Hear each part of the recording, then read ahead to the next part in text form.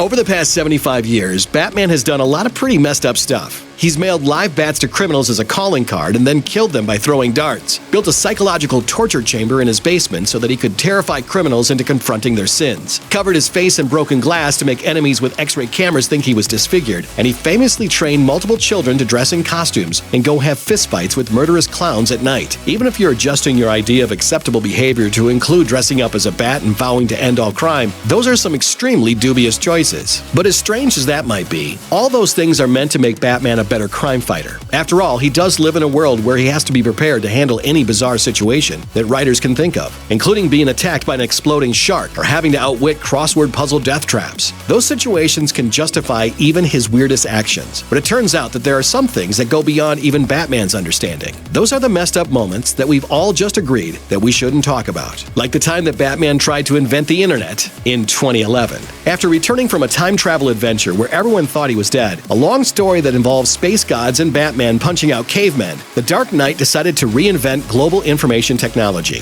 He called it Internet 3.0, a World Wide Web that would be under the protection of Barbara Gordon. That part, at least, makes sense. Barbara had reinvented herself as the ultra hacker known as Oracle after she retired from the role of Batgirl, and had spent years covertly directing superhero missions as the woman behind the Birds of Prey and providing intelligence to the Justice League. In Batman's new version of the internet, she'd be given special cheat codes and anti-malware technology in order to battle the scourge of cybercrimes. And if that sounds like a bunch of random high-tech buzzwords from a computer-themed episode of one of those cop shows for old people, well, that's about how it worked out.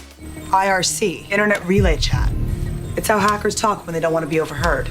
It was an idea that had a lot of promise, with readers hoping for stories where Batman and Oracle would jack into the Matrix to battle against virtual villains with real-world consequences. When it actually rolled out on the pages of Batman Incorporated number 8, however, it wound up being so bad that it was never mentioned again, which might have something to do with the fact that it looked less like the Matrix and more like Food Fight. It turns out that Batman's bold new vision of virtual museums, department stores, or schools was basically just Second Life, except that it came out about 8 years after we had it in the real world. The only big innovation? If you died on the Internet 3.0, you died in real life, a fresh new concept that would surely appeal to consumers. Because if there's one thing people really want, is for a version of the Internet that has even more control over our lives, and can also kill you. Maybe stick to bat-shaped boomerangs and rocket cars, bats. Thanks for watching. Click the grunge icon to subscribe to our YouTube channel. Let's check out all this cool stuff we know you'll love too.